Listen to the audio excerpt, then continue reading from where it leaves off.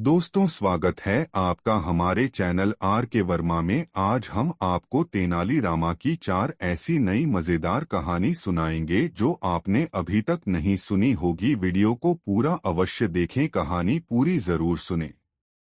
एक बहुभाषी और तेनालीराम बहुत मजेदार कहानी। महाराज कृष्णदेव राय विद्वत्ता प्रेमी थे।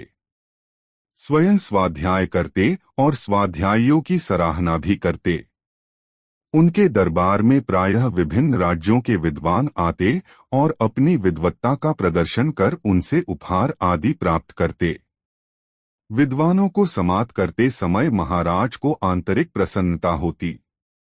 एक बार महाराज कृष्णदेव राय के दरबार में एक ऐसा भाषाविद पहुंचा जो भाषा के विकास पर विशेष अध्ययन कर चुका था तथा स्वयं 6-7 भाषाएं मातृभाषा की तरह बोल सकता था। उसने महाराज के सम्मुख उपस्थित होकर कहा, महाराज, मैं इस देश में बोली जाने वाली प्रायः समस्त बोलियों और भाषाओं का ज्ञाता है और अनेक भाषाओं पर मेरा मातृभाषा की तरह अधिकार है। आपको मेरी बातों पर विश्वास हो जाए, इसके लिए आपके सामने मैं यही बातें विभिन्न भाषाओं में दोहराता है। पहले तमिल में और वह फर्टीदार तमिल में वही बातें बोलने लगा। सभी सभासद चमत्कृत से उसे देखने लगे। अब तेलुगु, और तेलुगु में भी वह बड़ी सहजता से बोल गया वही बातें। सभासदों को उसके इस भाषा ज्ञान पर घोर विस्मय हुआ। महाराज भी उस विद्वान के भाषा ज्ञान पर चकित थे और वह बोले जा रहा था। कभी कन्नड़, कभी उड़िया, कभी मराठी तो कभी गुजराती। महाराज ने स्वीकार कर लिया कि इस विद्वान के पास अद्भुत सामर्थ्य है। सभासद उसकी सराहना के लिए तालियां बजाने लगे। इसके बाद उस विद्वान ने महाराज से कहा, महाराज, अब आपके सभासद इस देश के किसी भी क्षेत्र में बोली जाने वाली किसी भी बोली में, किसी भी भाषा में बात कर सकते हैं। मैं उनकी बातों का जवाब उनके द्वारा बोली गई भाषा में ही दूंगा। महाराज ने सभासदों को विद्वान से बातें करने का संकेत कर दिया। इसके बाद तो सभा में रह रहकर विभिन्न बोलियों में उस विद्वान से बातें होती रहीं और वह सभासदों द्वारा बोली जाने वाली भाषा में ही जवाब देता। महाराज, तेनालीराम और सभासद सभी उस विद्वान के इस गुण की सराहना कर रहे थे। सभा भवन में एक भिन्न किस्म का माहौल था। इसी सराहना और उल्लास के स्वरों के बीच उस विद्वान ने सभासदों की ओर देखते हुए महाराज से कहा, महाराज, अब मेरी एक चुनौती है। सभा भवन में उपस्थित किसी भी सभासद को या सभी सभासदों को कि इनमें से कोई भी यदि मेरी मातृभाषा बता दे तब मैं उसको एक भी स्वर्ण मुद्राएं दे दूंगा। यदि कोई भी ऐसा न कर सके तब आप मुझे एक भी स्वर्ण मुद्राएं देकर विदा करेंगे। सभासदों के बीच सन्नाटा छा गया। महाराज भी मुश्किल में थे। वे भी नहीं समझ पाए कि यह विद्वान आखिर कहाँ का रहने वाला हो सकता है और कौन सी भाषा इसकी मातृभाषा हो सकती है। उन्होंने तेनालीराम की ओर देखा। तेनालीराम भी शांत था। उसके चेहरे पर कोई भाव नहीं था। उस विद्वान ने सभी के ऊपर भरपूर अष्टि डाली और बोला, महाराज, मैं सभी की सुविधा के लिए बारी बारी से विभिन्न भाषाओं में बोल रहा है ताकि यह अनुमान लगाना आसान हो जाए कि मेरी मूल मातृभाषा कौन सी है। उस विद्वान के बोल लेने के बाद सभा भवन में ऐसा सन्नाटा छा गया कि मानो वहां कोई हो ही नहीं। महाराज ने फिर तेनालीराम की ओर देखा। तेनालीराम ने महाराज से कहा, महाराज, मैं इस विद्वान की मातृभाषा बता दूंगा मगर इन्हें एक दिन के लिए नहीं, एक रात के लिए मेरा अतिथि बनकर रहना होगा। महाराज ने कहा, क्यों तेनालीराम, अभी ही क्यों नहीं बताते? बस यूं ही महाराज। मेरी इच्छा है कि मां सरस्वती के इस वरद पुत्रा की सेवा का अवसर मुझे प्राप्त हो, तेनालीराम ने कहा। विद्वान व्यक्ति सम्मान का भूखा होता है। सम्मान मिलने से उसके अहंकार को संतुष्टि मिलती है। इस विद्वान को तेनालीराम का प्रस्ताव पसंद आया। उसने महाराज से कहा, महाराज, मैं यह आतिथ्य ग्रहण करने के लिए तत्पर हूँ, लेकिन शर्त है कि यदि ये मेरी मातृभाषा नहीं बता पाए तो इन्हें एक भी स्वर्ण मुद्राएं मुझे इन सभी सभासदों के समक्ष ही देनी पड़ेगी। तेनालीराम ने कहा, महाराज, मुझे इन जैसे विद्वान के साहचर्य और सान्निध्य के लिए इनकी यह शर्त स्वीकार है। फिर तेनालीराम उस विद्वान के साथ अपने घर आ गया। उस दिन की सभा विसर्जित हो गई। तेनालीराम के घर पर उत्सव जैसा माहौल था। उसके सगे संबंधी, इष्टमित्र सभी बुलाए गए थे। शाम ढल चुकी थी। तेनालीराम के द्वार पर कई मशाल जलाकर प्रकाश किया गया था।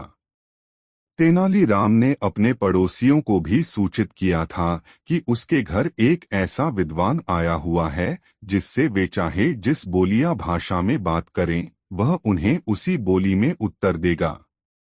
देर रात तक तेनालीराम के दरवाजे पर लोगों का मजमा लगा रहा। विद्वान जब थककर चूर हो चुका तब तेनालीराम ने लोगों को विदा किया। उसने विद्वान को खूब मीठे पकवान खिलाए जिसके कारण विद्वान को नींद आने लगी। तेनालीराम ने उसके सोने की व्यवस्था अलग कमरे में कराई।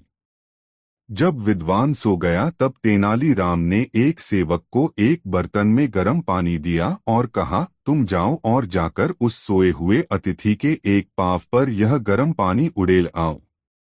इसके बाद जो कुछ भी होगा उससे मैं निपट लूंगा। सेवक डरता हुआ विद्वान वाले कमरे में गया। थोड़ी ही देर में विद्वान की चीख और कन्नड़ में उसके बोलने की आवाज सुनकर तेनालीराम उसके कमरे में पहुंचकर विद्वान से पूछा, क्या हुआ? विद्वान उस समय घबराया हुआ था। विद्वान ने तेनालीराम से कहा, तुम्हारे सेवक ने मेरे ऊपर गर्म पानी डाल दिया। यह सुनकर तेनालीराम ने चीखकर अपने सेवक को आवाज लगाई, रामलिंगम, इधर आओ। सुनो, हमारे माननीय अतिथि क्या कह रहे हैं। रामलिंगम ने कहा, स्वामी, मैं आपकी दवा के लिए गर्म पानी लेकर आ रहा था। हाथ में गर्म पानी लेकर जब मैं दवा लेने के लिए इस कमरे में आया तो मेरा पाँव पलंग के पाए से टकरा गया और कटोरे से थोड़ा पानी छलककर इनके पाँव पर गिर गया जिसके कारण ये जग गए और मैं इनके क्रोध से बचने के लिए डरकर बाहर भाग गया। तेनालीराम ने हाथ जोड़कर अतिथि से क्षमा याचना की और उसके पाँव को ठंडे पानी से धोकर उस पर आलू के गूदे का लेप लगाया जिससे अतिथि की जलन शांत हो गई और वह शांति से सो गया। दूसरे दिन तेनालीराम अपने विद्वान अतिथि के साथ महाराज कृष्णदेव राय के दरबार में उपस्थित हुआ। महाराज और सभी सभासद मानो उनकी ही प्रतीक्षा कर रहे थे। तेनालीराम और विद्वान अतिथि द्वारा आसन ग्रहण कर लेने के बाद महाराज ने सभा की कार्रवाई शुरू कराई। विद्वान ने उठकर कहा, महाराज, मैंने तेनालीराम की शर्त पूरी कर दी है। अब आप तेनालीराम को कहें कि शर्त के अनुसार वे मेरी मातृभाषा बताएं या मुझे एक भी स्वर्ण मुद्राएं देकर विदा करें। महाराज ने तेनालीराम से पूछा, क्यों तेनालीराम, तुम अब बताओगे कि अतिथि की मातृभाषा क्या है? जी हाँ महाराज, हमारे अतिथि की मातृभाषा कन्नड़ है। यह सुनना था कि वह विद्वान अपने आसन से उठकर आश्चर्य से तेनालीराम को देखने लगा। फिर उसने हाथ जोड़कर स्वीकार कर लिया, मेरी मातृभाषा कन्नड़ ही है। उसने यह भी कहा, महाराज, मैंने आपके दरबार की प्रशंसा तेनालीराम के कारण ही सुनी थी। मुझे एक भी स्वर्ण मुद्राएं इन जैसे प्रतिभा संपन्न व्यक्ति को भेंट करते हुए हार्दिक प्रसन्नता होगी। यह कहते हुए उसने तेनालीराम को एक भी स्वर्ण मुद्राएं सौंपने की तत्परता दिखाई। सभाकक्ष तालियों की गड़गड़ाहट से गूंज उठा, किंतु तेनालीराम ने यह कहते हुए यह धन लेने से मना कर दिया कि विद्वान उनका अतिथि है। अतिथि का सम्मान करना हमारी परंपरा है। अतिथि से कुछ प्राप्त करने की लालसा हमें नहीं होती। सभा कक्ष में बैठे सभी व्यक्ति तेनालीराम के इस इनकार से हतप्रभ रह गए। वह विद्वान तेनालीराम से इतना प्रभावित हुआ कि अपने ज्ञाता होने के अहंकार से मुक्त होकर तेनालीराम के चरण छू लिए तथा कहने लगा, तेनालीराम, आप जैसे व्यक्ति से मिलकर मेरा जीवन धन्य हो गया। मैं जीवन पर्यंत आपकी प्रतिभा और अतिथि सम्मान की भावना को नहीं भूल पाऊंगा। ऐसा कहकर विद्वान महाराज कृष्णदेव राय के दरबार से बाहर आ गया। उसके जाने के बाद महाराज ने तेनालीराम से यह जानना चाहा कि उसने कैसे जाना कि उस विद्वान की मातृभाषा कन्नड़ ही है।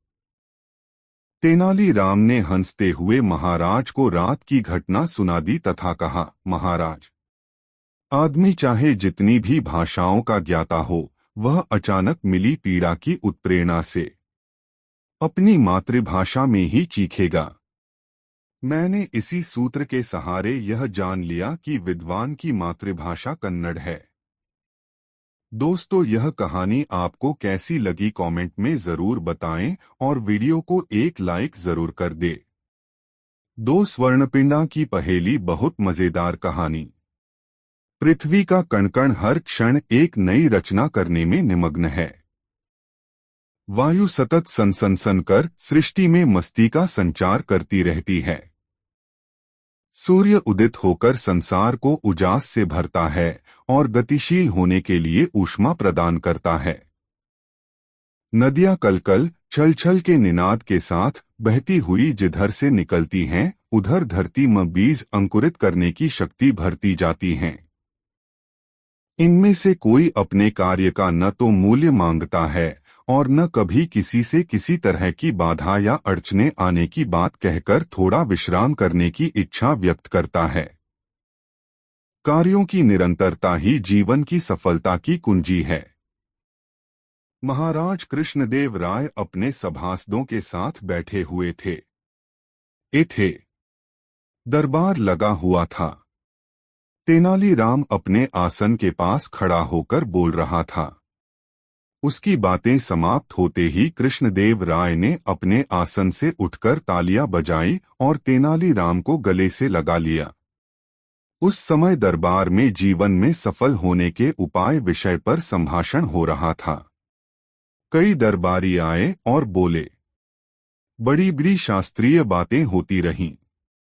अंतिम वक्ता के रूप में तेनालीराम ने बहुत कम शब्दों में अपनी बातें दरबार में रखीं और महाराज ने उसे विजेता घोषित कर दिया।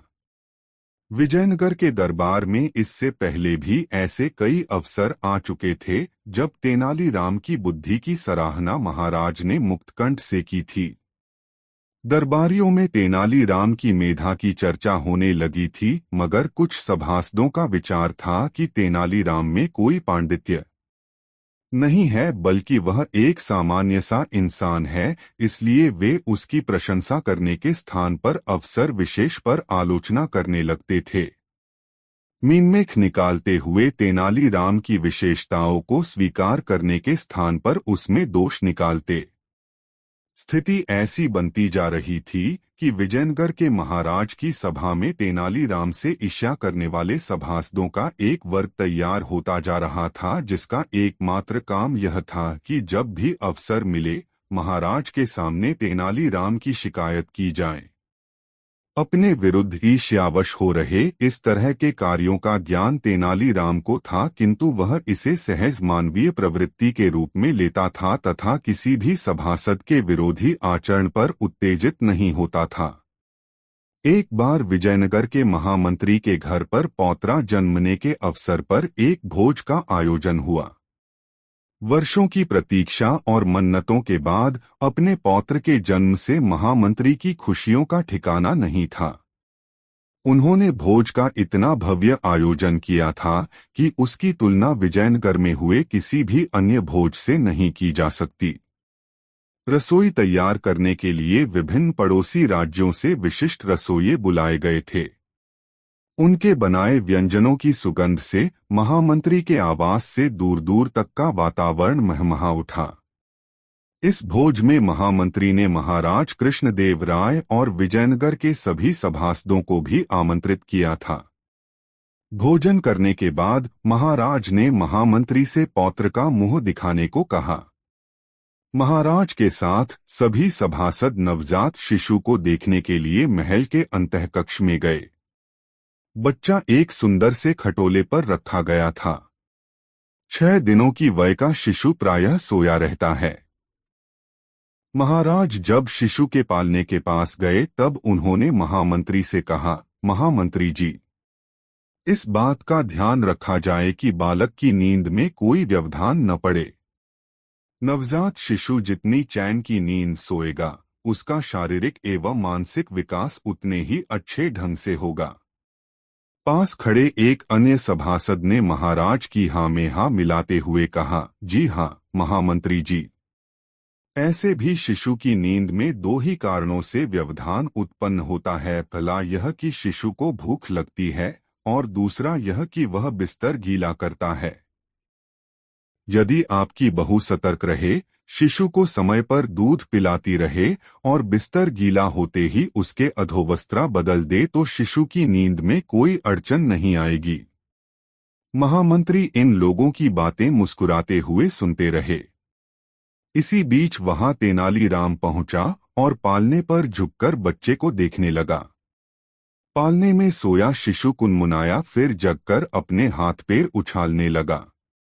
उसे देखकर तेनालीराम ने महामंत्री से कहा, यह बालक तेजस्वी है और आगे चलकर यह अपनी तेजस्विता से नए कीर्तिमान स्थापित करेगा। इसकी कीर्ति की गंध दूर दूर तक फैलेगी। महामंत्री ने एक मुग्धष्टि उस शिशु पर डाली और फिर महाराज एवं सभासदों को विदा करने के लिए उनके साथ द्वार तक आए। महाराज और सभासद जब राजभवन की ओर चलने को उद्यत हुए तभी एक सभासद ने व्यंग्यात्मक स्वर में महाराज से कहा, देखा महाराज, तेनालीराम किस तरह महामंत्री को प्रभावित कर रहा था। आप ही सोचिए महाराज कि भला एक नवजात को देखकर यह कैसे कहा जा सकता है कि वह भविष्य में क्या करेगा। तेनालीराम ने तो महामंत्री जी के पौत्रा को ऐसा तेजस्वी बता दिया जिसकी कीर्ति की गंज दूर दूर तक सुनी जाएगी। महाराज के कान खड़े हो गए इस सभासद की बात सुनकर। महाराज भी सोचने लगे कि जरूर तेनालीराम ने महामंत्री को खुश करने के लिए यह बात कही है। तो क्या तेनालीराम महामंत्री के साथ सौंठगांठ कर किसी कारनामे को अंजाम देने के चक्कर में है? क्या तेनालीराम कुछ ऐसा कर सकता है जिससे विजयनगर की सत्ता पर आंच आए? महाराज के मन में तरह तरह की आशंकाएं पैदा होने लगीं।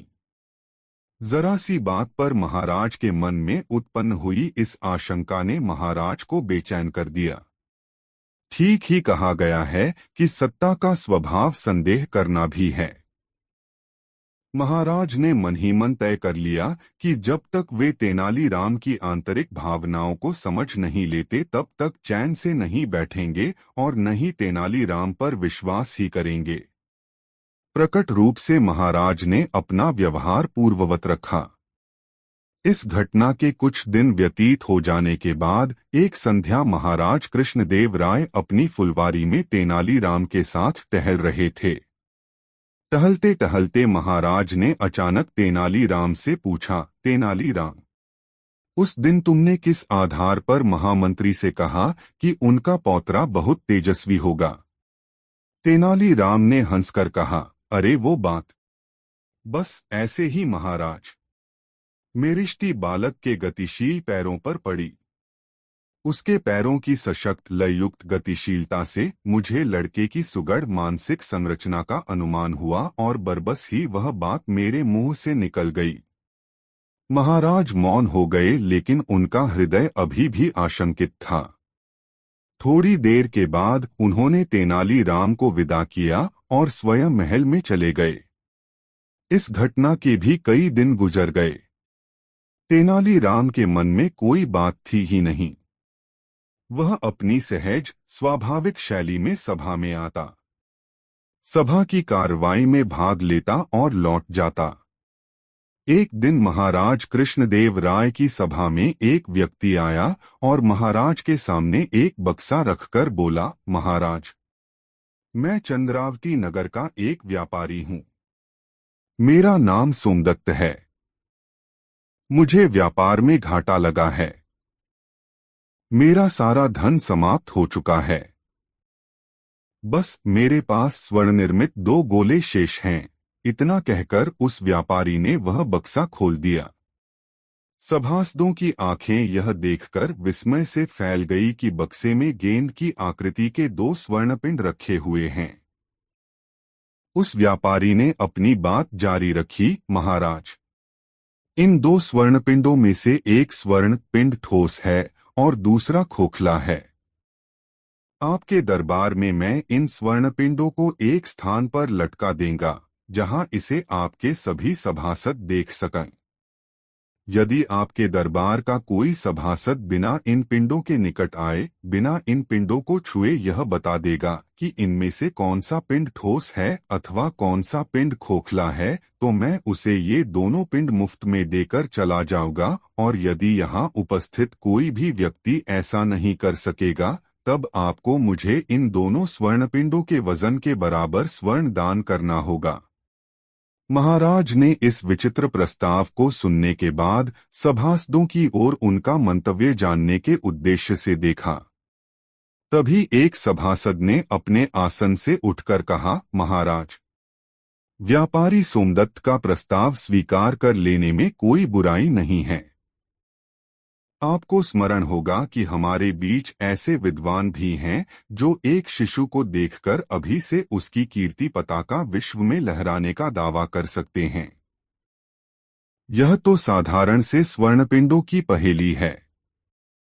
इसे भी यहाँ आसानी से हल करने की योग्यता उनमें अवश्य होगी। यह वही सभासद था जिसने तेनालीराम के विरुद्ध महाराज के मन में आशंका के बीज बोए थे। सभा कक्ष में बैठा तेनालीराम उस सभासद की बात सुनकर चौकन्ना हो गया। वह समझ गया कि महाराज ने कुछ दिन पूर्व उससे महामंत्री के पौत्र के प्रति की गई भविष्यवाणी के बारे में क्यों पूछा था। जरूर इसी ने महाराज के कान भरे थे और आज भी यह महाराज को मेरे विरुद्ध भड़का रहा है। तेनालीराम ने तत्क्षण ही अपने मन में संकल्प ले लिया कि चाहे जो हो वह इस चुनौती को स्वीकार करेगा। महाराज को भी तेनालीराम की बातें याद हो आईं। उन्होंने इसे प्रकट नहीं होने दिया और व्यापारी से कहा, व्यापारी सोमदत्त, आप आज हमारी अतिथिशाला में विश्राम करें। कल जब सभा लगेगी तब आपके प्रस्ताव पर विचार किया जाएगा। व्यापारी को महाराज ने अतिथिशाला में भेज दिया। सभा विसर्जित होने के बाद महाराज ने तेनालीराम को बुलाकर कहा, तेनालीराम, तुम्हें अब इस व्यापारी की शर्त के अनुसार उसकी पहेली को हल करना होगा। ऐसा नहीं होने पर राज्य की बड़ी बदनामी होगी। इसलिए आज रात भर सोच विचार लो। कल सभा की कार्रवाई शुरू होते ही तुम्हें स्वर्णपिंडों की पहेली हल करनी होगी। जैसी आज्ञा महाराज। तेनालीराम ने संक्षिप्त सा उत्तर दिया और अपने घर लौट आया। उसे स्वर्णपिंडों को लेकर कोई तनाव नहीं था। दूसरी ओर सभा में तेनालीराम से ईर्ष्या रखने वाले सभासदों में इस बात की खूब चर्चा हो रही थी कि तेनालीराम आज फंस ही गया। स्वर्णपिंडों की पहेली हल करने के लिए अब यह तय है कि महाराज उससे ही कहेंगे। यह पहेली हल होने वाली होती तो वह व्यापारी इतना सोना दांव पर नहीं लगाता। अब आएगा आनंद। तेनालीराम की विद्वत्ता की कलई इस बार खुलनी तय है। बड़ा ज्ञानी बना फिरता है। दूसरे दिन नियत समय पर विजयनगर के राजप्रासाद में सभासद एकत्रित हुए। व्यापारी सोमदत्त भी आया। महाराज भी पधारे। तेनालीराम का कहीं पता न था। महाराज मन ही मन बेचैन हो उठे। आशंकित और संशयुक्त मन से महाराज विचार कर रहे थे कि कहीं पहेली हल न होने के भय से तेनालीराम आया ही नहीं तो वे क्या करेंगे। अभी ऊहापोह के बादल छूटे नहीं थे। सभासदों में भी बेचैनी थी। व्यापारी सोमदत्त ने महाराज से पूछा, महाराज, स्वर्णपिंडों की समस्या का हल। महाराज ने उत्तर दिया, तनिक प्रतीक्षा करो। व्यापारी अपने आसन पर बैठ गया। सभाकक्ष में फुसफुसाहटें तेज हो गई। महाराज असमंजस में थे और सिंहासन पर बैठे बार बार पहलू बदल रहे थे कि अचानक उनकी दृष्टि सभा में प्रवेश कर रहे तेनालीराम पर पड़ गई और उन्होंने राहत की सांस ली। जब तेनालीराम अपनी जगह पर बैठ गया तो महाराज ने व्यापारी सोमदत्त से कहा, सोमदत्त, अब तुम अपनी समस्या सभासदों के बीच रखो। सोमदत्त ने पुनः दोनों स्वर्णपिंडों के बारे में अपनी बातें सभा में दोहरा दी। महाराज ने सभा में घोषणा की, इस समस्या के समाधान के लिए यदि कोई सभासद स्वयं आगे आना चाहता हो तो आए, अन्यथा इस समस्या का समाधान तेजस्वी तेनालीराम करेंगे। महाराज ने तेनालीराम के नाम के साथ तेजस्वी विशेषण जानबूझकर जोड़ा था। एक भी सभासद समस्या के समाधान के लिए नहीं आया। तब महाराज ने तेनालीराम से कहा, तेनालीराम, आगे आओ और व्यापारी सोमदत्त द्वारा बताई गई समस्या को हल करो। महाराज, व्यापारी सोमदत्त से कहें कि वे स्वर्णपिंडों को अपनी इच्छा के अनुसार जहां चाहें लटका दें। मैं उनकी समस्या का समाधान करने के लिए प्रस्तुत हैं। महाराज ने सोमदत्त को स्वर्णपिंडों को कहीं लटकाने का निर्देश दिया। व्यापारी सोमदत्त ने उन स्वर्णपिंडों को महाराज और सभासदों के आसनों के मध्य के खुले स्थान में दीवार पर 2 कीलें ठोककर अलगनी जैसी संरचना एक रस्सी के सहारे तैयार कर ली तथा उस अलगनी में उसने दोनों स्वर्णपिंडों, जिनके सिरों पर सोने का ही चेन लगा था, को लटका दिया और तेनालीराम की ओर देखकर कहा, अब आपकी बारी है, तेनालीराम जी। तेनालीराम ने अपने आसन से बिना हिले डुले कहा, महाराज, एक बार फिर सभासदों और व्यापारी से पूछ लें कि कोई भी सभासद चाहे तो व्यापारी के प्रश्न का उत्तर दे दे। व्यापारी चाहे तो अपना प्रस्ताव वापस ले ले। मैं सबको पुनर्विचार का एक अवसर देना चाहता हूं। तेनालीराम की बातें सुनकर सभासदों को लगा कि तेनालीराम स्वर्णपिंडों की पहेली हल करने में असमर्थ है और वह किसी तरह अपना पिंड छुड़ाना चाहता है। सभा में फुसफुसाहटें उभरीं और शांत हो गईं। व्यापारी ने घोषणा की, वह अपने प्रस्ताव की वापसी नहीं चाहता है। अंततः तेनालीराम ने अपने आसन पर बैठे बैठे ही ऊंचे स्वरों में कहा, महाराज, आपकी बाईं भुजा की ओर टंगा स्वर्णपिंड ठोस है और दाईं भुजा की ओर टंगा स्वर्णपिंड खोखला है। तेनालीराम का स्वर इतना तेज था कि उसे सभी सभासदों ने सुना।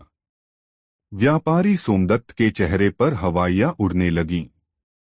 फिर भी उसने तेनालीराम से कहा, यह दाएं बाएं कहने से समस्या का सही हल नहीं हो सकता।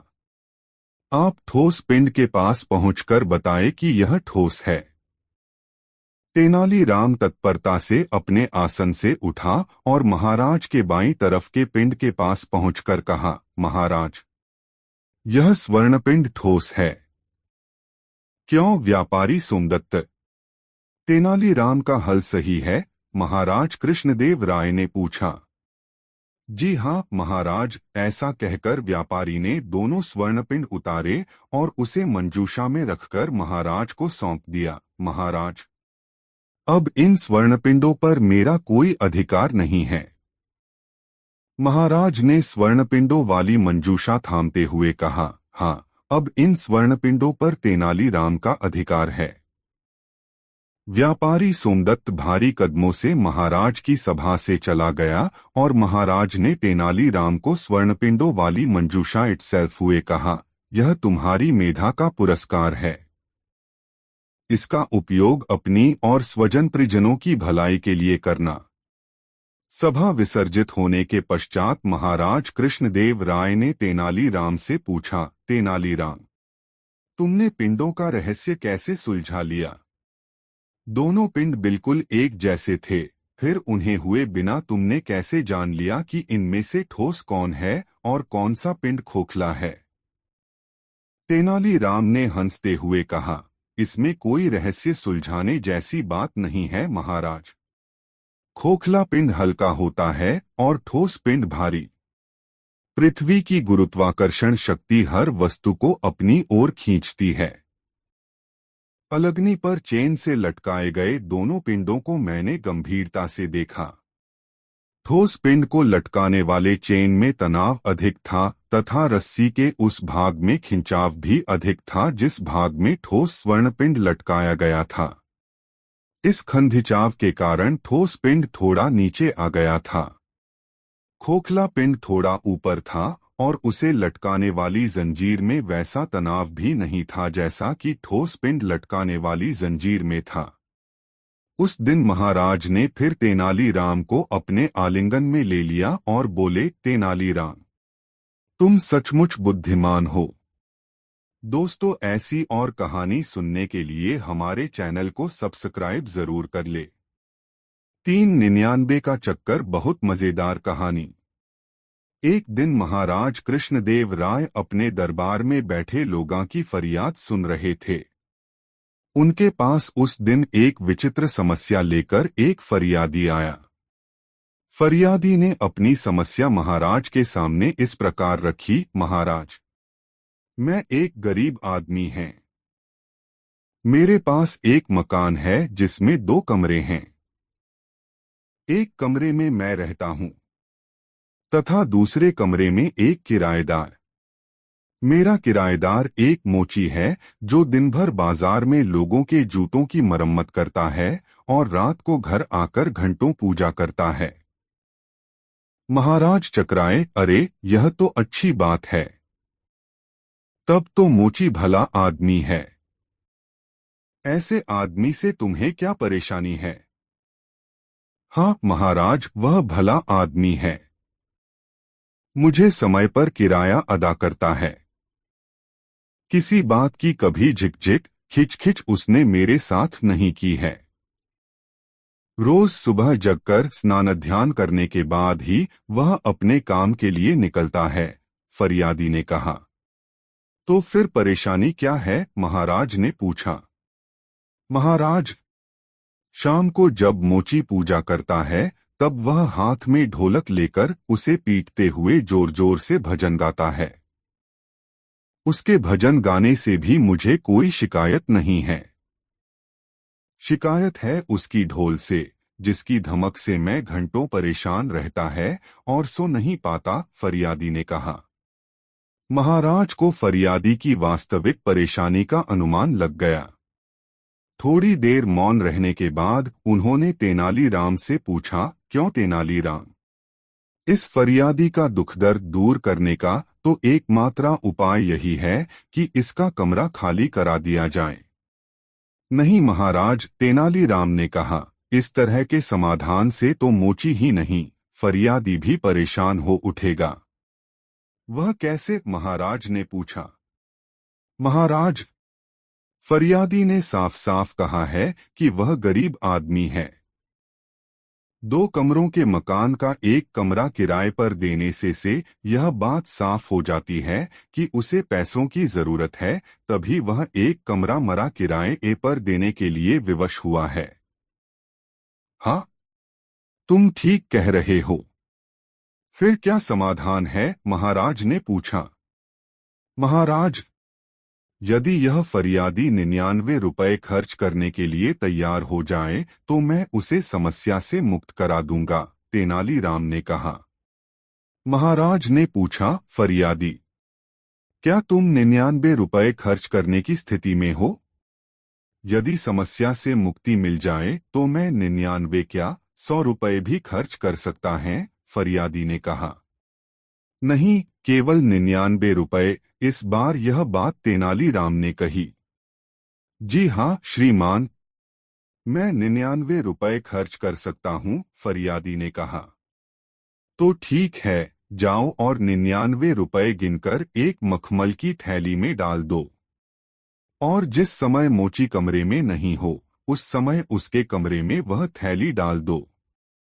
ऐसा करने के एक सप्ताह बाद आकर महाराज को उसके भजन का हाल बताना।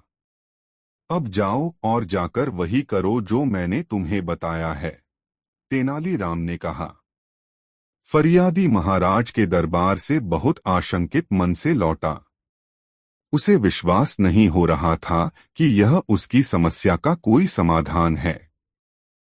वह मन ही मन सोचता जा रहा था, आज के जमाने में गरीबों की कौन सुनता है कि राजा महाराजा सुनेंगे। खैर चलो, यहाँ आए तो 99 के चक्कर में पड़े, न आते तो अच्छा था। अपने घर पहुंचकर फरियादी ने मखमल की थैली में 99 रुपए गिनकर डाले और मोची के कमरे में फेंक आया।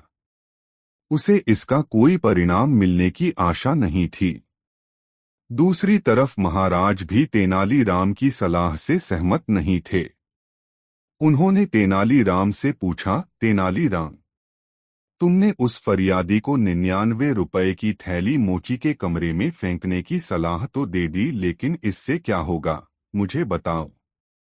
महाराज, इससे मोची 99 के चक्कर में पड़ जाएगा, तेनालीराम ने हंसते हुए कहा। 99 के चक्कर में? महाराज ने चौंक कर फिर पूछा। यह 99 का चक्कर क्या है, मुझे खुलकर बताओ। साफ साफ। महाराज, यह मोची किसी के पास काम नहीं करता, यह अपनी दुकान लगाता है। मतलब यह हुआ कि इस मोची में भी पैसे वाला बनने की लालसा है। अब जब उसे मखमल की थैली में 99 रुपए मिलेंगे तब वह उन्हें खर्च करने की कतई नहीं सोचेगा। वह सबसे पहले उस थैली में अपने 1 रुपए मिलाकर उन्हें 100 रुपए में बदलेगा। इसके बाद वह इन 100 रुपयों को 200 रुपयों में, 200 रुपयों को 500 रुपयों में, 500 रुपयों को 1000 रुपयों में बदलने के लिए लालायत हो उठेगा। महाराज, अब मोची को 99 के चक्कर से मुक्ति नहीं मिलने वाली, तेनालीराम ने विश्वासपूर्वक कहा। मगर तुम्हारी बात मान भी ले तो फरियादी की समस्या का हल कहाँ हुआ? तुमने तो मोची को 99 के चक्कर में डालने का इंतजाम भर किया है। महाराज की संशयुक्त वाणी फूटी। बस 7 दिन तक धैर्य रखें महाराज, तेनालीराम ने महाराज से अनुनयपूर्वक कहा। महाराज मौन हो गए, लेकिन उनके मन में तेनालीराम की इस विचित्र सलाह का परिणाम जानने की उत्सुकता बनी रही। ठीक 7वें दिन वह फरियादी दरबार में उपस्थित हुआ। उसके चेहरे पर प्रसन्नता के भाव थे। जैसे ही उसे अवसर मिला, वह महाराज के सामने आया और मुस्कुराते हुए अपने दोनों हाथ जोड़ लिए। महाराज ने फरियादी से पूछा, क्या हाल है फरियादी? तुम्हारी समस्या बनी हुई है या? फरियादी ने तत्परता से उत्तर दिया, महाराज, अब कोई समस्या नहीं है। अरे, यह चमत्कार कैसे हुआ? महाराज ने विस्मय से पूछा। महाराज, जिस दिन मैंने मोची के कमरे में थैली फेंकी, उस रात मोची ने थोड़ी देर तक भजन गाया। उसके दूसरे दिन भी थोड़ी देर तक भजन गाया, लेकिन उसके बाद से वह रोज रात को जूते गांठने के काम में लगा रहता है। बाजार से लौटने के बाद भगवान के सामने दीप जलाकर प्रणाम करता है और अपने काम में लग जाता है। महाराज, मुझे अब उससे कोई शिकायत नहीं है। मैं रोज रात को चैन की नींद सोता है। महाराज ने देखा, तेनालीराम मंद मंद मुस्कुरा रहा था। दोस्तों, यह कहानी आपको कैसी लगी कमेंट में जरूर बताएं और वीडियो को एक लाइक जरूर कर दे। 4 सप्तद्वीप नवखंड नई मजेदार कहानी। विजयनगढ़ महाराज कृष्णदेव राय का साम्राज्य। धन धान्य से परिपूर्ण इस राज्य की समृद्धि की चर्चा दूर दूर तक होने लगी। विजयनगढ़ के वैभव ने पड़ोसी राजाओं को चकित कर रखा था। सभी जानना चाहते थे कि विजयनगढ़ की समृद्धि और वैभव का रहस्य क्या है। विजयनगढ़ के पास ही सप्तद्वीप नवखंड नाम का एक वैभवशाली राज्य था। मान्यता थी कि प्राचीन काल में विजयनगर के पार्श्व से एक वेगवती नदी गुजरती थी जिसके बीच में जगह जगह पर पाषाणखंड उभरे हुए थे। कालांतर में नदी का पानी कम होने लगा और ये पाषाणखंड द्वीपों के रूप में प्रकट होने लगे। एक समय ऐसा भी आया जब यह नदी सूख गई और वहां निर्जन स्थल प्रकट हो गया। नदी के सूखते सूखते प्रकट हुए द्वीपों की संख्या 7 थी, इसलिए उस निर्जन स्थान को सप्तद्वीप के नाम से संबोधित किया जाने लगा। नदी के सूखने या लुप्त हो जाने के बाद प्रकट हुई धरती को नवखंड की संज्ञा दी गई। इस प्रकार इस निर्जन स्थल को सप्तद्वीप नवखंड कहा जाने लगा। सप्तद्वीप नवखंड एक ऐसा स्थान था जहां चट्टानें अधिक थीं। इसलिए खेती पर निर्भर मनुष्यों को यह निर्जन स्थल अपनी ओर आकर्षित नहीं कर पाता था, किंतु नदी के विलुप्त होने के कारण प्रकट हुई धरती में अद्भुत उर्वरा शक्ति थी। कुछ ही वर्षों में सप्तद्वीप नवखंड की धरती हरियाली से ढक गई। विभिन्न प्रकार की वनस्पतियां वहां उग आई थीं। शीघ्रता से बढ़ने वाले पौधों ने जल्दी ही पेड़ का रूप ले लिया। वनस्पतियों में फूल और फल लगने लगे। पेड़ों पर चिड़ियों ने पनाह लेना आरंभ कर दिया। यह इस नवखंड की वह अवस्था थी जब उधर से गुजरने वाले यात्रियों को यह निर्जन वनस्थल अपनी प्राकृतिक संपदा की ओर आकर्षित करने लगा। धीरे धीरे वहां लोग आकर बसने लगे। सप्तद्वीप नवखंड नाम से प्रसिद्ध यह स्थल अब मनुष्यों के रहने योग्य बनाया जाने लगा। चट्टानें तरासी गईं। समतल भूमि पर बिछे घास फूस की जगह धान की हरियाली छाने लगी। गेहूं, मक्का, ज्वार, बाजरा जैसे मानवोपयोगी अनाज उगाए जाने लगे। झाड़ झंखाड़ के स्थान पर फलदार वृक्षों के पौधे लगाए जाने लगे। इस तरह सप्तद्वीप नवखंड की धरती अपने प्राकृतिक ऐश्वर्य से ओतप्रोत हो गई। वहां बसने वाले लोग किसी एक प्रांत के नहीं थे। विभिन्न प्रांतों से आकर बसे लोगों के साथ कोई वंशावली नहीं थी, कोई वंशवृक्ष नहीं था। वे सबके सब अपना अतीत छोड़ आए थे, वंशबंधु से दूर थे।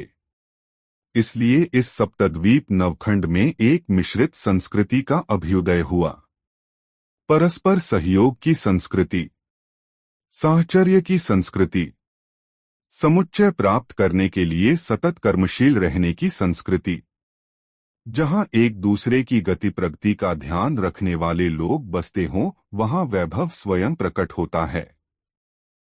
ऐसा ही हुआ सप्तद्वीप नवखंड में। वहां फल फूल और अनाज का प्रचुर उत्पादन होने लगा। सप्तद्वीप नवखंड से फल सब्जियां और अनाज पड़ोसी राज्यों के लोग खरीदकर ले जाने लगे। इस तरह सप्तद्वीप खंड में व्यापारिक संरचना भी तैयार होने लगी। परस्पर सहयोग पर निर्भर वहां के निवासियों ने अपने लिए एक शासन प्रणाली भी विकसित कर ली। इस तरह सप्तद्वीप नवखंड ने एक राज्य का रूप अख्तियार कर लिया। चूंकि विजयनगर के पास ही बसा हुआ था, यह सप्तद्वीप नवखंड इसलिए वहां की व्यापार प्रणाली और शासन प्रणाली दोनों पर विजयनगर का प्रभाव था। विजयनगर के शिल्पियों द्वारा निर्मित विविध सामग्री सप्तद्वीप नवखंड को भेजी जाती और बदले में वहां से साग सब्जी, फल और अनाज विजयनगर के लिए आता। महाराज कृष्णदेव राय के पूर्वजों के समय से ही यह विनिमय परंपरागत चल रही थी। महाराज कृष्णदेव राय के समय में सप्तद्वीप नवखंड लोक समर्थित महाराज थे विचित्र भानु। महाराज विचित्र भानु में ऐश्वर्य की लिप्सा अधिक थी। उन्होंने अपने राज्य की सीमाओं को सुरक्षित करने के लिए सैन्य दल का गठन किया। उनसे पूर्व जिस किसी का शासन सप्तद्वीप नवखंड राज्य पर हुआ, उसने राज्य के व्यापारिक संबंधों को सुदृढ़ बनाने का ही काम किया था। किसी भी राज्य से आने वाले यात्रियों को राज्य में प्रवेश की खुली सुविधा थी। विचित्र भानु ने शासन संभालते ही कई तरह की निषेधाज्ञा जारी की। उसके सत्ता में आते ही राज्य में प्रवेश करने वाले व्यापारियों से वाणिज्यिक शुल्क की वसूली अनिवार्य कर दी गई। सप्तद्वीप नवखंड में वाणिज्यिक प्रवेश पर शुल्क लगाए जाने के परिणामस्वरूप कई पड़ोसी राज्यों से उसके राजनयिक संबंध सामान्य नहीं रह गए। महाराज विचित्रभानु की धनलिप्सा बढ़ती गई। उसने अपनी प्रजा से भी विभिन्न मदों में शुल्क लेने का चलन आरंभ किया। महाराज विचित्रभानु के इन कदमों से सप्तद्वीप नवखंड की प्रजा में क्षोभ उत्पन्न होने लगा। प्रजा की प्रतिक्रिया से बेपरवाह महाराज विचित्रभानु अपनी ही गति से बढ़ रहा था। उसने अपने सैन्य बल की स्थापना के बाद एक गुप्तचर संगठन की आवश्यकता भी महसूस की और शीघ्र ही उसके राज्य में पहली बार गुप्तचर संगठन की संरचना तैयार हो गई। उसका दर्प बढ़ रहा था। वह गुप्तचर संगठन से मिलने वाली सूचनाओं के आधार पर अपनी नीतियां निर्धारित करने लगा। सप्तद्वीप नवखंड में पहली बार ऐसा हुआ जब राजा और प्रजा के बीच सीधे संवाद की राह बंद हो गई। पहले सप्तद्वीप नवखंड का राजा किसी भी कार्य के आरंभ से पहले प्रजा की राय लेना आवश्यक समझता था। विचित्रभानु के शासनकाल में प्रजा राजा संवाद की परिपाटी का पटापेक्ष हो गया। अपनी ही धुन में मन महाराज विचित्रभानु अब अपने सैन्य बल और गुप्तचर संगठन के बूते स्वेच्छाचारी होने लगा। वह जहां कहीं भी जाता उसके आसपास चुनिंदा लड़ाकों का सशस्त्र दस्ता उसकी सुरक्षा के लिए तैनात रहता। सप्तद्वीप नवखंड की प्रजा पर अत्याचार बढ़ने लगा। शुल्क वसूली के कारण राज्य में राजस्व की वृद्धि अवश्य हो रही थी, किंतु प्रजा सुखी नहीं थी। निषेधाज्ञा के कारण सप्तद्वीप नवखंड में व्यापारियों का आना जाना कम होने लगा। पड़ोसी राज्यों में जहां कहीं भरे सप्तद्वीप नवखंड से वनोपजों का निर्यात होता था, वहां अब सप्तद्वीप नवखंड के व्यापारियों का महत्व कम होने लगा। गुप्तचर संगठनों से राज्य की लगातार कम होती साख की सूचना मिलने पर महाराज विचित्रभानु को समझ में नहीं आया कि उसके राज्य के प्रति पड़ोसी राज्यों के व्यवहार में आए परिवर्तन का कारण क्या है।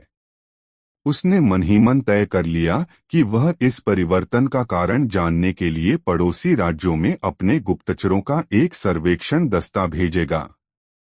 यह दस्ता अन्य बातों के अलावा यह भी पता करेगा कि वहां बसे सभी राज्यों में सबसे लोकप्रिय शासक कौन है तथा सबसे वैभव संपन्न राज्य कौन सा है। अपने इस निर्णय तक पहुंचने में महाराज विचित्रभानु ने अपने मंत्रियों, दरबारियों अथवा प्रजाजनों से कोई सलाह लेने की आवश्यकता भी नहीं महसूस की। अपनी सनक में वह गुप्त सूचनाएं प्राप्त करता रहा। सर्वेक्षण दस्ता तैयार करने के मंसूबे को अमली जामा पहनाने के लिए उसने अपने गुप्तचरों को बुलाया और उनसे बातचीत करते हुए कुछ गुप्तचरों को पड़ोसी राज्यों के आंतरिक सर्वेक्षण के लिए भेज दिया। इन गुप्तचरों को निर्देश मिला कि वे संबद्ध राज्य में जाएं और वहां सामान्य नागरिक की तरह रहकर यह जानने का प्रयत्न करें कि वहां की प्रजा और राजा के बीच कैसा संबंध है। क्या उस राज्य की प्रजा खुशहाल है? क्या प्रजा के बीच राजा लोकप्रिय है? ऐसे ही अनेक प्रश्नों का उत्तर जानने के लिए गुप्तचरों के सर्वेक्षण दस्ते के सदस्य आसपास के राज्यों में प्रवेश कर गए। उन्हें अधिकतम 6 माह की अवधि में अपना सर्वेक्षण कार्य पूरा कर लेने का निर्देश मिला था। 6 माह की अवधि पूर्ण हुई। सप्तद्वीप नवखंड के गुप्तचर पड़ोसी राज्यों से लौटे। महाराज विचित्रभानु को गुप्तचरों ने एकत्र की गई सूचनाएं सौंपीं। इन सूचनाओं के अध्ययन से उसे ज्ञात हुआ कि पड़ोसी राज्य विजयनगर सबसे वैभवशाली राज्य है। वहां की प्रजा खुशहाल है और वहां के राजा महाराज कृष्णदेव राय अपने राज्य में तो सर्वाधिक लोकप्रिय हैं ही, आसपास के राज्यों में उनके जैसा लोकप्रिय राजा कोई नहीं है। सर्वेक्षण दस्ते से मिली सूचनाओं के निष्कर्ष से महाराज विचित्रभानु आहत हुआ। इन सूचनाओं से उसके अभिमान को ठेस पहुंची थी। अब उन पर यह जानने की सनक सवार हो गई कि विजयनगर में ऐसा क्या है जिससे वहां के लोग खुशहाल हैं। सर्वेक्षण दस्ता एक बार फिर सक्रिय हो उठा। कुछ दिनों में ही महाराज विचित्रभानु को सर्वेक्षण दस्ते का सर्वेक्षण निष्कर्ष प्राप्त हुआ कि विजयनगर के लोग परिश्रमी हैं। प्रायः प्रत्येक घर में रोजगार का कोई न कोई परंपरागत साधन है। वहां कपड़े बुनने वालों का गांव है तो मिट्टी के बर्तन बनाने वालों का गांव भी, लोहे का काम करने वालों का गांव है तो सोना और चांदी का काम करने वालों का भी। पूरे विजयनगर में कुटीर और लघु उद्योगों का जाल बिछा हुआ है। खेत खलिहानों में काम करने वाले लोगों के पास भी कोई न कोई पारंपरिक धंधा अवश्य है। विजयनगर के सभी गांवों में एक सामय यह भी है कि वहां के प्रत्येक परिवार के पास दुधारू पशु उपलब्ध हैं। गाय, भैंस, बकरी हर परिवार में है, इसलिए दूध, दही, घी, मक्खन आदि की बहुतायत है। विजयनगर के महाराज कृष्णदेव राय के पास भी एक समृद्ध गौशाला है। दुग्ध उत्पादों को विजयनगर के वैभव का मुख्य आधार माना जाता है। दुग्ध उत्पादों की प्रचुरता और उपलब्धता से ही विजयनगर के निवासी हृष्ट-पुष्ट तंदुरुस्त हैं। वहां ऐसे लोगों की कमी नहीं है जो हाथियों से भी टक्कर लेने की सामर्थ्य रखते हैं। महाराज विचित्रभानु ने जब सर्वेक्षण दल का यह निष्कर्ष सुना तब चिंतित हो उठा। उसने तो स्वयं को ही सबसे सामर्थ्यवान राजा मान लिया था। सर्वेक्षण दल से विजयनगर के महाराज कृष्णदेव राय के बारे में उसे जो जानकारियां मिली उससे वह उद्वेलित हो उठा। स्वयं को सबसे प्रतापी मानने का दंभ पालने वाले कभी भी अपने आगे किसी अन्य की प्रशंसा स्वीकार नहीं कर पाते हैं। महाराज विचित्रभानु का भी यही हाल था। उसमें विजयनगर की समृद्धि के प्रति ईर्ष्या का भाव जागृत हुआ। ईर्ष्या में पड़े सामान्य मनुष्य की तरह वह भी तिल-तिल कर जलने लगा। अंततः उसने अपने गुप्तचर संगठन को निर्देश दिया कि संगठन के सदस्य कोई ऐसी तरकीब अपनाएं जिससे विजयनगर के लोग अपनी गायों को शीघ्रता से बेचने का निर्णय लेने के लिए बाध्य हो जाएं। और इस प्रकार सप्तद्वीप नवखंड का गुप्तचर संगठन पड़ोसी राज्य विजयनगर में सक्रिय हो गया। एक दिन महाराज कृष्णदेव राय अपने दरबार में बैठे हुए थे। आम दिनों की तरह दरबार में कामकाज चल रहा था। दरबार में चर्चा चल रही थी कि विजयनगर के गांवों में इन दिनों एक ही चर्चा चल रही है कि कोई भीषण संक्रामक रोग से आसपास के राज्यों में मवेशी मर रहे हैं। आम तौर पर यह रोग हृष्ट-पुष्ट गायों पर तेजी से असर डालता है, बैल और बछड़ों पर कम। ग्रामीण इस संक्रामक रोग के बारे में सुनकर आतंकित हो उठे हैं कि कहीं इस रोग से प्रभावित होकर उनकी गायें न मर जाएं। महाराज कृष्णदेव राय के कानों में जब यह बात पड़ी तो उन्होंने संक्रामक रोग की चर्चा करने वाले दरबारी को टोक दिया, सुकेतु, फिर से बोलना, गायों को कौन सा रोग लग रहा है? ग्रामीणों में कैसा आतंक है? महाराज कृष्णदेव राय में अपनी प्रजा के प्रति संवेदनशीलता थी, इसलिए प्रजा से जुड़ी छोटी से छोटी बात पर वे ध्यान देते थे। उनके टोकते ही उनका दरबारी सुकेतु अपने स्थान से उठा और बोला, महाराज, मेरे गांव के लोग डरे हुए हैं कि उनकी गायों को कोई छूत का रोग नहीं लग जाए। पूरे गांव में इन दिनों इस बात की चर्चा हो रही है कि एक रोग बहुत तेजी से फैल रहा है। इस रोग के प्रभाव में आने के बाद गाय तुरंत मर जाती है। और जिस गांव में इस रोग से एक गाय मरती है तो फिर उस गांव में ताबड़तोड़ गायों के मरने का सिलसिला आरंभ हो जाता है। यह विचित्र रोग आम तौर पर पूर्ण स्वस्थ गायों पर ही अपना प्रभाव तेजी से डालता है। तो तुम यह कहना चाहते हो कि तुम्हारे गांव में गायों की महामारी फैल गई है? महाराज कृष्णदेव राय ने पूछा। जी हाँ महाराज, सुकेतु ने उत्तर दिया। महाराज ने इशारा करके सुकेतु को बैठ जाने का संकेत किया। सुकेतु अपने आसन पर बैठ गया। इसके तुरंत बाद एक अन्य दरबारी ने कहा, महाराज, इस तरह की चर्चा मेरे गांव में भी हो रही है। पुनः कुछ अन्य दरबारियों ने भी समान सूचना महाराज को दी। उस समय दरबार में तेनालीराम भी उपस्थित था। दरबार में हो रही चर्चाओं से महाराज कृष्णदेव राय चिंतित हो उठे। महाराज के चेहरे पर चिंता की रेखाएं देखकर तेनालीराम सक्रिय हुआ। अपने आसन से उठकर उसने सभासदों से पूछा, क्यों भाइयों, आप में से और किसी ने गायों की महामारी के बारे में सुना है? कई स्वर उभरे, मैंने। तेनालीराम ने फिर एक सवाल किया, बंधुओं, क्या आप में से किसी ने महामारी से कहीं गायों को मरते देखा है? दरबार में सन्नाटा छा गया।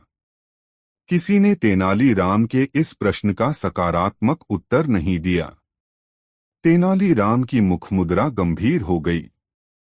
उस दिन दरबार के समापन तक महाराज और तेनालीराम दोनों गंभीर बने रहे। महाराज चिंतित थे कि उनके राज्य के मवेशियों पर किसी अनजाने संक्रामक रोग का खतरा मंडरा रहा है, और तेनालीराम इस घटना में किसी षड्यंत्र की संभावना पर विचार कर रहा था।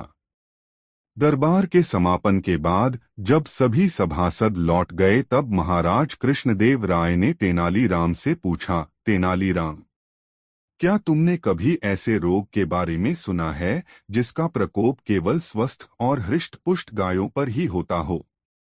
इतनी अवस्था हो जाने के बाद भी मैंने पहले ऐसी महामारी के बारे में नहीं सुना।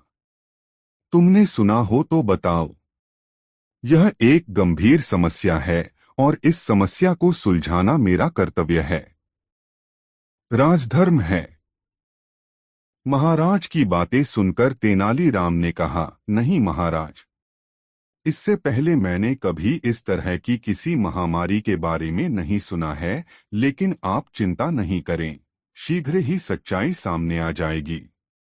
यदि कोई रोग है तो उसका निदान राजवैद्य निकाल ही लेंगे और हम हाथ पर हाथ धरे तब तक बैठे रहें। महाराज कृष्णदेव राय ने कुपित स्वर में पूछा, नहीं महाराज, मुझ पर भरोसा करें, मैं सक्रिय हो चुका हूं। तभी मैंने निवेदन किया है कि शीघ्र ही सच्चाई सामने आ जाएगी। अभी मैं इससे अधिक कुछ भी कहने की स्थिति में नहीं हूं, तेनालीराम ने विनम्रता के साथ महाराज कृष्णदेव राय से कहा। तेनालीराम का उत्तर सुनकर महाराज मौन हो गए। वह उनसे आज्ञा लेकर अपने घर वापस आ गया। वह चिंतित था। पता नहीं क्यों उसका दिमाग यह स्वीकार नहीं कर पा रहा था कि कोई ऐसा रोग भी होता है जो केवल स्वस्थ गायों को अपनी चपेट में लेकर पलों में उसे मार डालता है। ऐसा तो सर्पदंश में भी नहीं होता। दूसरे दिन महाराज कृष्णदेव राय का दरबार लगा हुआ था। सभी सभासद अपने आसनों पर विराजमान थे। महाराज कुछ विलंब से आए। दरबार में चर्चा चल रही थी कि विजयनगर के कुछ गांवों में मवेशियों के व्यापारी घूम रहे हैं और ग्रामीण बहुत कम मूल्य लेकर उनसे गायें बेच रहे हैं। महाराज कृष्णदेव राय तक जब यह बात पहुंची तब उन्होंने पश्चात्ताप की मुद्रा में कहा, अब यही होना था। विवश से महाराज कृष्णदेव राय ने तेनालीराम के आसन की ओर देखा। आसन रिक्त था। तेनालीराम दरबार में उपस्थित नहीं था। महाराज को एक कचोटसी हुई। वे इस समय तेनालीराम की आवश्यकता तीव्रता से महसूस कर रहे थे। दरबार में कामकाज चल रहा था। महाराज कृष्णदेव राय बार बार तेनालीराम के आसन की ओर देख रहे थे। आसन रिक्त था। उस दिन दरबार के समापन तक तेनालीराम नहीं आया। दूसरे दिन दरबार में तेनालीराम सशस्त्र बल के जवानों के साथ दरबार में उपस्थित हुआ। सशस्त्र बल के जवानों ने 5 अजनबियों को रस्सियों में जकड़कर महाराज के सामने प्रस्तुत किया। महाराज कृष्णदेव राय को जब कुछ भी समझ में नहीं आया तब पूछा, यह सब क्या है तेनालीराम? तेनालीराम ने उत्तर दिया, महाराज, यह सब एक बड़े षड्यंत्र का छोटा सा हिस्सा है। कृपया इन गिरफ्तार लोगों को कारागार में डालने का आदेश दें। इन लोगों पर आरोप है कि ये भोले भाले ग्रामीणों को झांसा देकर उनकी गायें बहुत कम मूल्य पर खरीद रहे थे। इस काम में एक बड़ा गिरोह काम कर रहा है। ये लोग उसी गिरोह के सदस्य हो सकते हैं। थोड़ी देर की चुप्पी के बाद तेनालीराम ने कहा, महाराज, शेष बातें न्यायिक प्रक्रिया के समय हो जाएंगी। इन लोगों को कारागार में डालने का निर्देश दें। इनसे बरामद हुई गायों को राज्य की गौशाला में रखने की व्यवस्था करा दें। भविष्य में गायें इन बदमाशों के अपराध का साक्ष्य बनेंगी। इन गायों के वास्तविक स्वामियों का नाम पता आदि सुरक्षा अधिकारी की पंजी में है। शेष बातें मैं बाद में करूंगा। अभी मुझे कुछ विशेष कार्य करने हैं जो राज्यहित में परम आवश्यक है, इसलिए मुझे अनुमति दें। महाराज कृष्णदेव राय कोई प्रतिक्रिया व्यक्त कर पाते उससे पूर्व ही तेनालीराम मुड़कर तेजी से दरबार के बाहर चला गया। दरबार में थोड़ी देर तक सन्नाटा छाया रहा। रस्सी में बंधे लोगों के आर्त स्वरों से यह सन्नाटा टूटा, महाराज, दुहाई हो महाराज, दुहाई। महाराज कृष्णदेव राय ने पूछा, क्या कहना चाहते हो? महाराज, हम लोग पड़ोसी राज्य के सप्तद्वीप नवखंड के मवेशी व्यापारी हैं। आपके राज्य में आकर हम पहली बार मवेशी खरीद रहे थे कि हमें गिरफ्तार कर लिया गया। महाराज, हमने कोई अपराध नहीं किया है। हम ग्रामीणों द्वारा बताए गए मूल्य पर ही उनसे उनकी गायें खरीद रहे थे कि हमें पकड़ लिया गया और हमसे खरीदी गई गायें छीन ली गईं। महाराज, न्याय करें। महाराज कुछ कहते कि महामंत्री ने अपने आसन से उठकर प्रश्न किया, तुम सप्तद्वीप नवखंड के मवेशी व्यापारी हमारे राज्य में मवेशियों के व्यापार के लिए कैसे आ गए? तुम्हारे राज्य में तो व्यापारियों के प्रवेश पर शुल्क लिया जाता है, फिर दूसरे राज्यों के समान सुविधा तुम निःशुल्क कैसे प्राप्त कर सकते हो? महाशय, आपके राज्य में विधिसम्मत दृष्टि से किसी भी तरह के प्रवेश शुल्क का निर्धारण नहीं हुआ है। यदि होता तो हम वह वैधानिक शुल्क अवश्य चुकाते। महाराज कृष्णदेव राय को उस व्यक्ति का उत्तर किसी राज्य के सामान्य नागरिक का उत्तर नहीं लगा। उन्होंने महामंत्री को मौन हो जाने का संकेत किया और सुरक्षा अधिकारी को निर्देश दिया, गिरफ्तार लोगों को कारागार में डाल दिया जाए। तेनालीराम की उपस्थिति में ही उनके अपराध अथवा दंड के बारे में कोई चर्चा होगी। 3 दिनों के बाद महाराज कृष्णदेव राय के दरबार में एक विचित्र दृश्य देखने को मिला। भरे दरबार में 5 महिलाओं और 5 पुरुषों को सुरक्षाकर्मियों ने उपस्थित किया। इन सबके हाथ पीछे की ओर बंधे थे। महाराज के सामने उपस्थित होते ही ये लोग दुहाई दुहाई चिल्लाने लगे। महिलाएं विलाप करने लगीं। उनके बिलखने से पूरा दरबार हतप्रभ रह गया। महाराज कृष्णदेव राय के दरबार में इससे पहले कभी भी ऐसा दृश्य उपस्थित नहीं हुआ था। महाराज कुछ कहते या फिर दरबारियों से कोई प्रतिक्रिया उभरती, उससे पहले ही तेनालीराम ने दरबार में प्रवेश किया और अपने आसन पर बैठ गया। महाराज कृष्णदेव राय ने जब तेनालीराम की ओर देखा तो पाया कि वह किसी गहन चिंता में डूबा है। महाराज कृष्णदेव राय ने तेनालीराम को चिंता में डूबे देखकर पूछा, क्या बात है तेनालीराम? आज कुछ चिंतित मुद्रा में हो? 3 दिनों तक यहाँ आए ही नहीं, कोई सूचना भी नहीं दी। महाराज बीच में ही बोलते हुए तेनालीराम ने कहा, अभी तो आप इन 5 जोड़ा को अविलंब कारागार में भेज दें। इन लोगों पर ग्रामीणों के बीच अफवाह फैलाकर उन्हें आतंकित करने का आरोप है। इनके अफवाह फैलाने के प्रयासों का पर्याप्त साक्ष्य मेरे पास है। मैंने इन्हें इस कार्य में संलग्न पाया है। शेष बातें मैं बाद में करूंगा। महाराज कृष्णदेव राय ने तेनालीराम के गंभीर भाव को भांपते हुए समझ लिया कि कोई ऐसी बात अवश्य है जो वह अन्य दरबारियों के समक्ष नहीं कहना चाहता है। महाराज के निर्देश पर पांचों जोड़ों को कारागार में डाल दिया गया।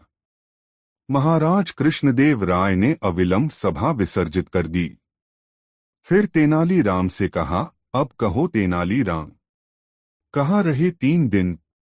क्या करते रहे और इतने गंभीर क्यों हो? महाराज, चिंता की बात है। विजयनगर में अराजकता फैलाने का प्रयास हो रहा है।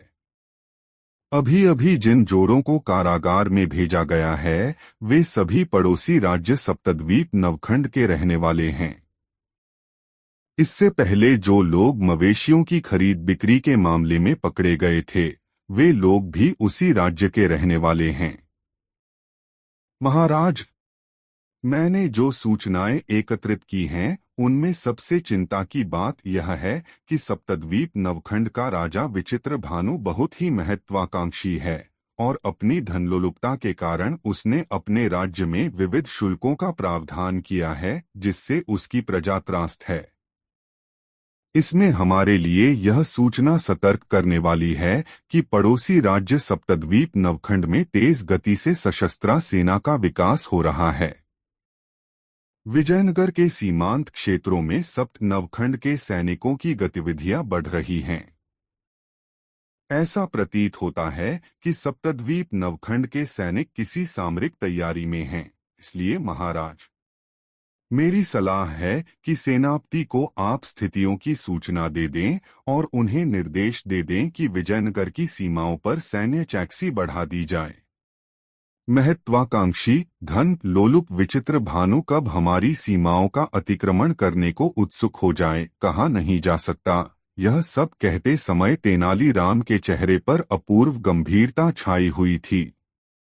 उसकी आंखों में ऐसे दूरदृष्टा भाव थे जिन्हें देखकर यह सोचा भी नहीं जा सकता था कि तेनालीराम विजयनगर के दरबार में एक विदूषक मात्र है जिसका काम महाराज कृष्णदेव राय को हंसाना है, समय समय पर दरबारियों को अपने चुटीले हास्य प्रयोगों से प्रफुल्लित करना है। महाराज कृष्णदेव राय अभी तक तेनालीराम की बातें गंभीरता से सुन रहे थे। उन्होंने अपनी चुप्पी तोड़ते हुए तेनालीराम से पूछा, तेनालीराम, आखिर तुम इस गंभीर निष्कर्ष पर कैसे पहुंचे?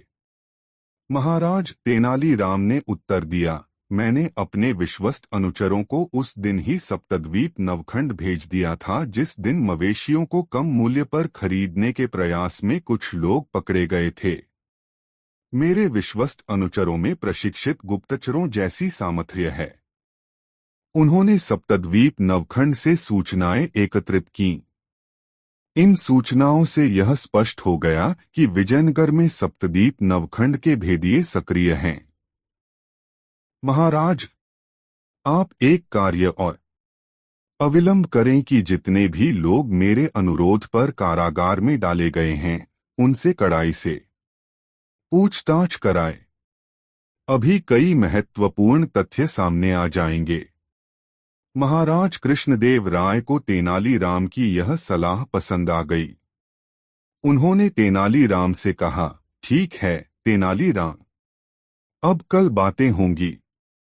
तुम अब अपना कार्य करो और मैं अपना कार्य करूंगा। तेनालीराम महाराज कृष्णदेव राय का अभिवादन करके दरबार से लौट गया। महाराज कृष्णदेव राय से मिलने मध्य रात्रि में सुरक्षा अधिकारी और कारागार अधिकारी आए। गुप्त मंत्रणा कक्ष में बातें होती रहीं। कारागार अधिकारी और सुरक्षा अधिकारी को विदा करने के बाद महाराज कृष्णदेव राय ने सुरक्षा प्रहरी को एक अतिरिक्त घोड़े के साथ तेनालीराम के घर जाकर उन्हें यथाशीघ्र बुला लाने के लिए कहा। थोड़ी ही देर में सुरक्षा प्रहरी के साथ घोड़े पर सवार तेनालीराम वहां पहुंच गया। उन्हें अविलंब महाराज के गुप्त मंत्रणा कक्ष में प्रवेश मिल गया। महाराज कृष्णदेव राय अपने आसन पर विराजमान थे। उनकी आंखें लाल थीं। रात भर जगने की थकान के लक्षण उनके चेहरे पर विराजमान थे। तेनालीराम की ओर थकीष्टी डालते हुए उन्होंने उसे बैठने का संकेत किया। तेनालीराम एक आसन पर जैसे ही बैठा, महाराज कृष्णदेव अपने आसन से उठ खड़े हुए और धीरे धीरे चलते हुए तेनालीराम के पास आ गए। फिर तेनालीराम के कंधों पर हाथ रखकर कहा, तेनालीराम, तुम्हारा अनुमान सही था। तुम्हारे द्वारा पकड़े गए लोग सप्तद्वीप नवखंड राज्य के गुप्तचर संगठन के सदस्य हैं। वे 5 जोड़े विजयनगर के गांवों में यह अफवाह फैला रहे थे कि पड़ोसी राज्यों में मवेशियों की महामारी फैली है और इस महामारी में स्वस्थ गायें ही मर रही हैं। इस अफवाह का उद्देश्य यह था कि लोग इस अफवाह से घबरा जाएं और कम कीमत में अपनी गायों को बेचने के लिए तैयार हो जाएं। मवेशी व्यापारियों का दल भी यहां सप्तद्वीप नवखंड के गुप्तचर संगठन ने ही भेजा था। तुम्हारी यह सूचना भी सही है कि विजयनगर के सीमा क्षेत्र में सप्तद्वीप नवखंड की सैन्य गतिविधियां चिंताजनक रूप से बढ़ गई हैं। अब मुझे परामर्श दो कि हमें क्या करना चाहिए। विजयनगर के है इतिहास में युद्ध का अस्तित्व नहीं है। हमारी प्रजा युयुत्सु नहीं है। हम शांतिप्रिय हैं, किंतु हम अपनी अस्मिता की रक्षा करना भी जानते हैं। महाराज कृष्णदेव राय की गंभीर और चिंताबोझिल वाणी ने तेनालीराम को उद्वेलित कर दिया। महाराज कृष्णदेव राय का इतना संतप्त स्वर उसने कभी नहीं सुना था। थोड़ी चुप्पी के बाद सहज स्वर में तेनालीराम ने कहा, महाराज, आप सप्तद्वीप नवखंड के महाराज विचित्र भानु को एक प्रतिवाद पत्र भेजें जिसमें कहा गया हो कि सप्तद्वीप नवखंड के ऐसे सभी गुप्तचर गिरफ्तार कर लिए गए हैं जो विजयनगर में अराजक गतिविधियों में संलग्न थे। इन लोगों पर कड़ी कार्रवाई होगी। यदि सप्तद्वीप नवखंड के गुप्तचरों की गतिविधियां नहीं रोकी गईं, तो हम विवश होकर अपनी सुरक्षा के लिए कोई भी कदम उठाने के लिए बाध्य होंगे। ऐसे में पड़ोसी राज्य होने की मर्यादा का ध्यान रखना हमारे लिए आवश्यक नहीं रह जाएगा। पत्र में यह संदेश भी होना चाहिए कि विजयनगर के सीमांतकों पर चल रही सप्तद्वीप नवखंड के सैनिकों की गतिविधियां अविलंब रोकी जाएं, अन्यथा हमें भी अपनी शक्ति और सामर्थ्य का प्रदर्शन करने के लिए बाध्य होना पड़ेगा। इस बातचीत के बाद तेनालीराम घर लौट आया। महाराज कृष्णदेव राय का पत्र जब सप्तद्वीप नवखंड के राजा महाराज विचित्र भानु के पास पहुंचा तब वह क्रोध से कांप उठा। उसे अपने बाहुबल और सैन्य संगठन पर बहुत घमंड था।